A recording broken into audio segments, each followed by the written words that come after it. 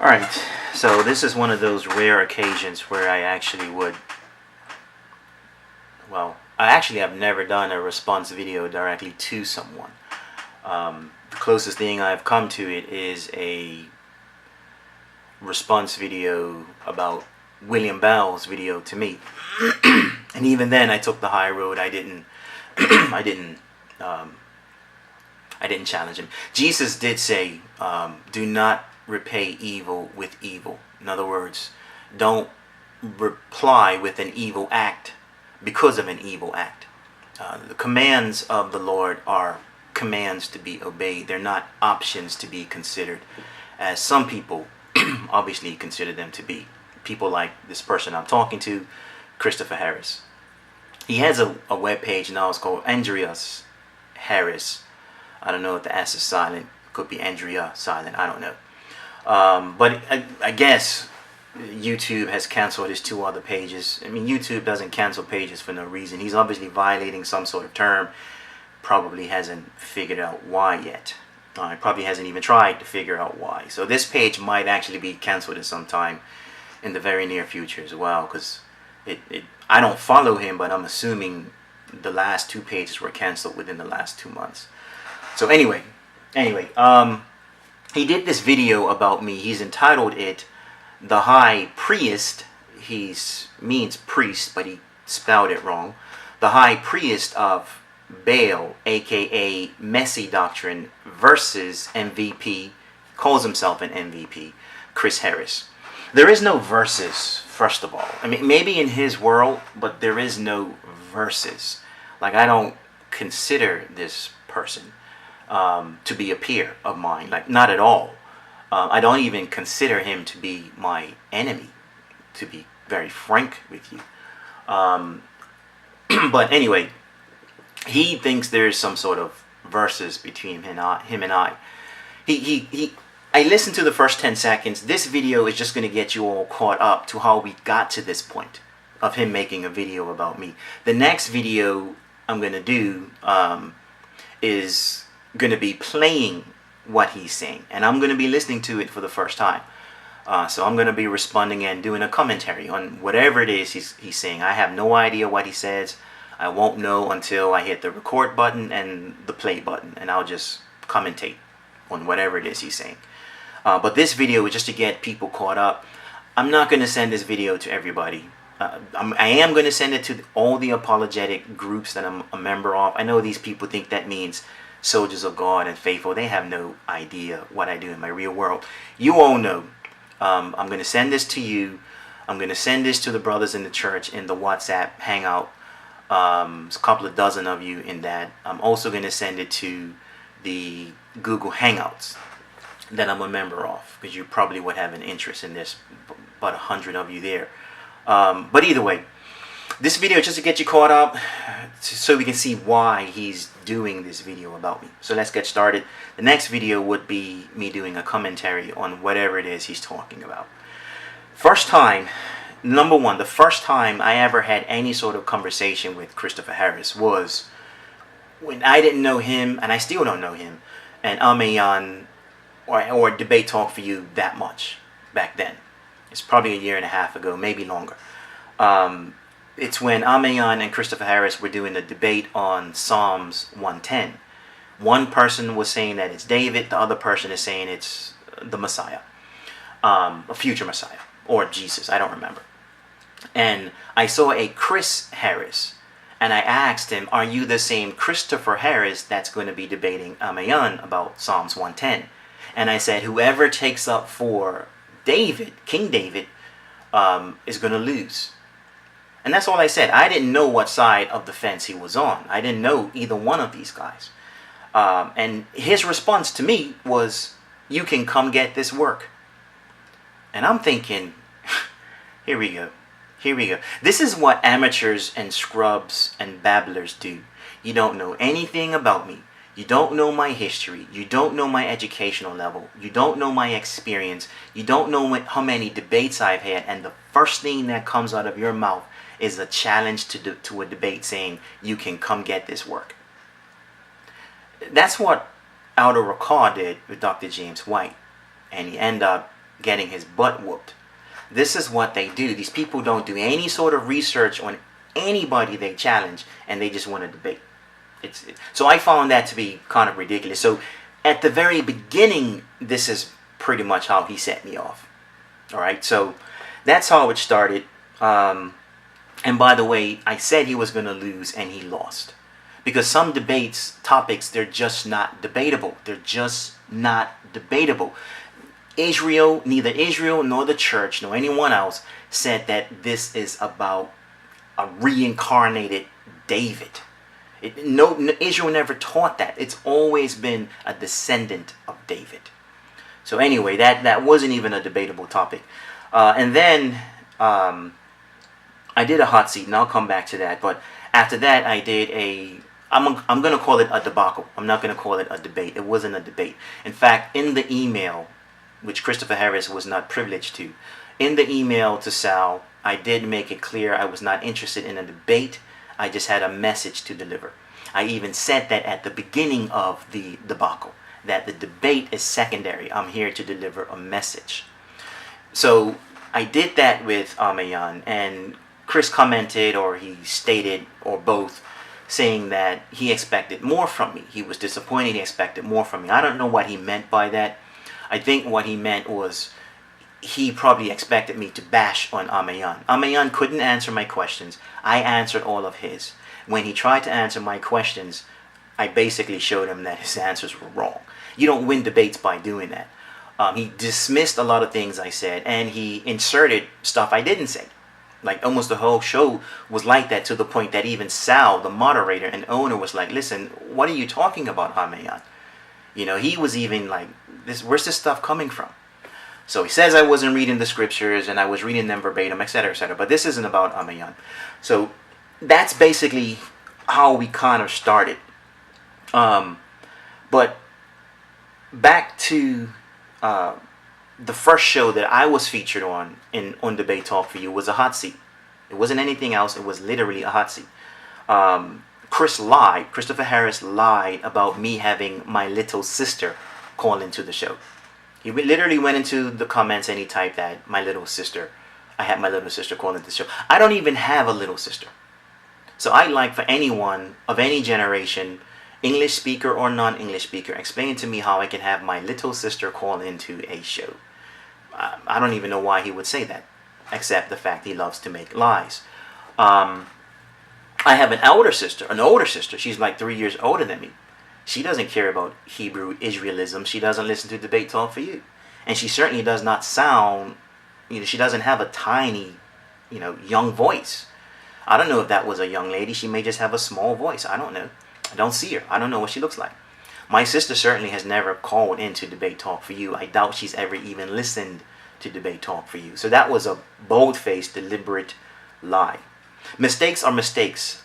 Deliberate lies say a lot about a person's characteristics. That's just one. I have about 9 of them that I've proven him to be a liar in. I'll just share a few of them with you. He also said in that show that I said Egyptians are not Africans. That's not what I said. What I said, I was drawing a reference between Ishmaelites, the descendants of Ishmael, and the Egyptians, showing that they have the same physical appearances. You can mix them all together and you won't be able to tell the difference. I said they do not have South African features. It's the same way you can put Japanese, Chinese, and Koreans in the same group. You're not going to be able to tell the difference. In fact, even Asians would tell you they cannot tell the difference between each other until somebody talks or they speak of their history or their culture. They look alike. And so Egyptians and Arabs, they look alike. South Africans, however, they do not have the same physical appearances. They're much darker. The noses could be broader. Their hair could be, crinkly or nappy. They don't look anything like Egyptians. I said to him, how could I have said that Egyptians are not Africans when Egypt is in Africa? Make sense of that to me, please. Why would I say that Egyptians are not Africans when they're in the continent of Africa? What I clearly said was that Egyptians do not have South African features. So that was another lie of his. He went on to say something else too. But basically, at some point, I called him a godless hypocrite, and a hell-bound fool. He basically talks about a law that he doesn't know and he clearly does not observe. And I also told him that all he wants was attention. I don't know how he was raised, but he seems to want a lot of attention. I remember him saying something about his mother listening to the show as well. At another point he said, hey, everybody called me. I'm like, well, show your phone record. You're saying everybody called you about this certain thing. I seriously doubt more than 2 people called you. So those are other things that I believe he's lied about. But when I told him he was a godless hypocrite and a fool, who doesn't know the law he's always babbling about, he basically simply proved me right. He spewed all sorts of profanity, bunch of F-bombs, stuff like that. So he was offended at that. He must have called Amayan, talked to Amayan about me, and then either he or they called Sal, and then Sal called me. And he was, Sal was like, hey, I got Christopher Harris on the phone. I'm like, I have nothing to say to Christopher Harris. I don't have anything to say to him. He's like, okay, cool. And then he said, Amayan's on the phone. So I'm like, you know what? Just put them through. I'll hear what they have to say, even though I don't have anything to say. So Christopher Harris got all in his emotions like he typically does. Got all emotional. Talking about he didn't like me and stuff like that. And, then he started telling Sal, you need to not let him post comments on YouTube. So I let him go. But then it got to a point I was like, well, first of all, Sal has no authority over me. I have no contract with Debate Talk for you. Sal has as much authority over me as you do. If you don't like what I'm saying in a YouTube comment, take it up with YouTube. But I haven't violated any YouTube regulations or statutes concerning behavior or speech or anything like that. You got a problem with what I say in YouTube, take it up with YouTube. Sal has no authority over me. And I also told him I didn't care what he thought about me. I said, do you think I really care? When I said that, he kind of went to 3 levels higher. He started telling me that I should die. He said twice that I should kill myself. This is a so-called righteous man telling me these things. And Sal started to try to moderate, hey, just keep it civil, just be calm, be cool, whatever. But I just let him go. I let him go because there's no arguing with a fool. So anyway, that was the 3-way conversation. What else did he say? He did say some other stuff. He asked me a question about Isaiah. No, I was mentioning something about the Trinity, and I was using the Old Testament. He says, are you using a passage out of Isaiah? I don't remember what it was. And I said, no, I'm not. And then him and Amayan were trying to get what passage I was using. I wasn't telling them. And Christopher Harris was like, well, yeah, that's smart, because if I had, this information, I wouldn't share it with, somebody that could potentially be my opponent either. Now, when I had the debacle with Amayan said that I said I wasn't going to use that passage, but that's not what I ever said. I said, I was asked, was I using that passage at that time? And I said, no, I wasn't quoting anything out of Isaiah. I never said I wasn't going to use this passage in a debate, or as it was, a debacle. So Christopher Harris, another lie, because he agreed with Amayan, but that's not what I said. I never said I was not going to use it. I was asked, was I talking about it right there and then in the 4-way conversation? And I said, no, I'm not using it. I was never asked whether or not I'm going to use it in a debate. So that was another lie. And he's guilty of it because he agreed with Amayan. But in that conversation, he started accusing me, saying that, I made nasty videos about African Americans. And he protested because I said that's a lie. I said what I was. Anyway, he kept pushing it. So he's deliberately lying again. Amayan heard him. Sal heard him. And you can hear this in the debacle with me and Amayan, because when Christopher Harris called into the show, he had to apologize. And the reason he was apologizing is because he deliberately and aggressively was lying about videos and text messages that he sent to Surreal, which I'm going to get to. Both of which, what I shared with Sal, and when Sal reviewed them, he's like, you know what? Messenger is right. Christopher, you lied about it. So if you're going to call into the show, before you even talk, the first thing you're going to have to do is apologize. And that's what he did. I'm surprised he even called into the show to apologize. I didn't take his apology seriously. I said yes, I accepted it, but even when I said that, I really didn't inwardly. I didn't accept it because I knew it was fake. And then he also lied in his text messages to Surreal, saying that Sal told him that my hot seat was the worst hot seat in the history of Debate Talk for You. No, I didn't say anything to Sal when that happened. Like 2 weeks might have passed, and Christopher Harris said something else stupid to me in the comment section. Then I went to Sal and I said, Sal, this is what Christopher Harris sent to Surreal, saying that you told him that my hot seat was the worst hot seat ever. If you believe it was the worst hot seat, can you please tell me why? Otherwise, I've heard enough hot seats where I was less than impressed. And everyone that challenged me in the hot seat, I stood my ground and I refuted every single person. So I don't know why you, if you even said this, and if you did, I don't know why you would have said this to Christopher Harris. And Sal was like, listen, I never had a conversation about your hot seat with Christopher Harris. So again, that's not a mistake. That is a deliberate lie. It's intentional. And the man has no pride. He has no shame. Because he wouldn't even say, oh, just leave it alone. Just leave. Don't say anything. No, he says, oh, you went running to Sal. I'm like thinking, you wouldn't even... Forget apologizing to me for your deliberate lies. Forget apologizing to Surreal. You use Sal's name and you haven't even apologized to him, and you've been busted. This guy has no pride. And when you talk to people who have no pride, no arrogance, they don't care if you make them look like an utter fool. And this is why I don't talk to fools. Because they wear their stupidity as if it's a badge of honor. So anyway, he's definitely a pathological liar. I've proven many of his lies. I've literally proven them and shown them. And I even urged him to look up what a pathological liar is. Because if it's basically attached to mental retardation. They don't like when you challenge their ideologies. They don't like when you question them. And they love attention. Things that Christopher Harris obviously eludes. He exudes, sorry. He basically shows these attributes. So I told him, listen, pathological liars, deliberate liars who love to make lies, they suffer from mental retardation. I wasn't being rude. I wasn't being condescending. I was being dead serious then. I'm dead serious about it now. Pathological liars suffer from mental retardation. It is a type of mental retardation. Look it up. The internet is free.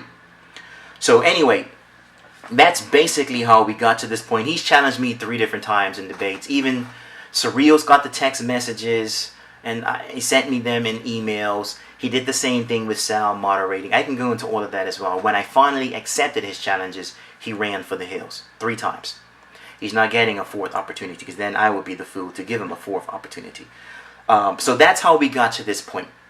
He recently, there was a video about reincarnation, and I commented on the video saying that reincarnation is not taught in the Bible. Reincarnation is not resurrection. There's a different thing. Christopher Harris decides to come in talking about how I say the law is null and void. I'm not even talking about the law. It has not, the video nor my comment has anything to do with the law. So I refuted him there. And then he made another video about Judah Natzura, complaining because Judah Natzura is lying on some picture, I suppose, him and his best friend at his best friend's wedding. My thing is, why are you complaining about someone who is lying about you when you are a proven pathological liar? Speaking lies is your natural language. It's your natural language. And you have the nerve to talk about how God doesn't like lies and violating the law. But you are the king of worms when it comes to lies. So that's where we got. That's where I left off with Christopher Harris. The next thing I know, he said he's going to do a video and something, cook me or something, whatever. He's not cooking anything. So the next video, I'm going to press play. And I'm going to listen to what he says, and I'm going to do a commentary on this video, and then I'm done. You all know I don't stick talking to fools for long, so I'll just do that. It's probably going to take about 20 minutes as well.